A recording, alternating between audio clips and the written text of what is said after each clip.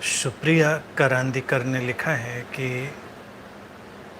कभी-कभी कुछ इच्छाएं घटती हैं जो बांध लेती हैं सारी अंडरस्टैंडिंग के बावजूद। ऐसा लगता है कि जो होना है वो होना ही है। ऐसे में एक कठिन जान पड़ता है इन इच्छाओं को हैंडल करना।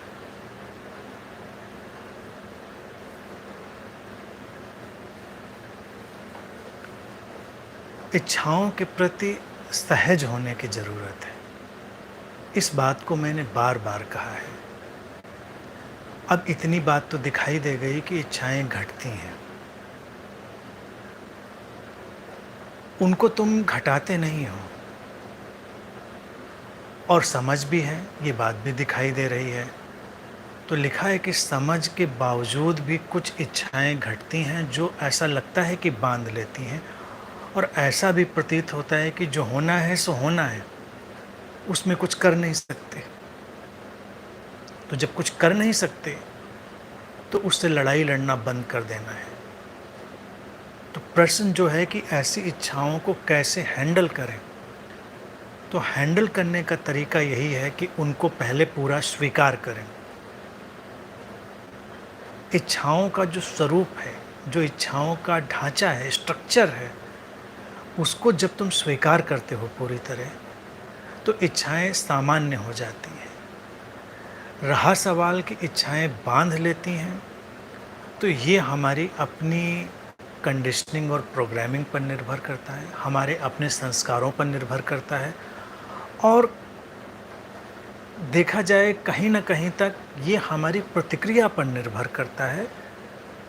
अब समझ की जो बात लिखी है उसी के स्तर को बढ़ाना है। समझ के स्तर को बढ़ाएंगे तो उस समझ के स्तर के बढ़ने के साथ ही जो इच्छाओं के बांध लेने का ढंग है वो कम होगा, उसकी ज़रूरत नहीं रहेगी।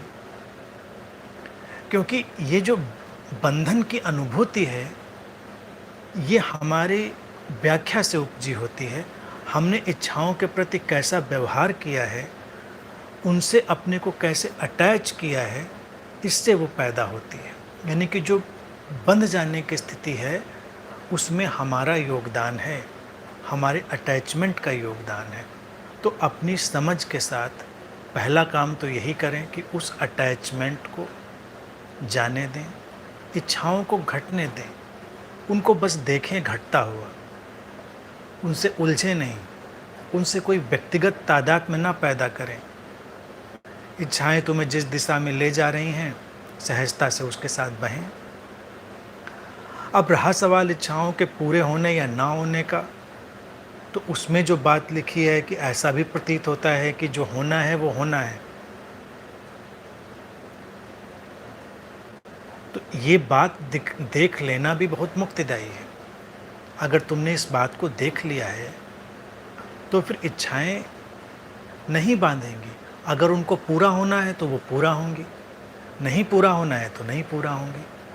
उनके पीछे किसी उत्तेजना के चलते हुए भागते चले जाना वो तुम्हें व्यर्थ दिखाई देगा, उसकी तुम्हें पूरी तरह व्यर्थता दिखाई देगी। और फिर तुम देखोगे कि एक बड़ी ही सूक्ष्म सी मुक्ति घटती है।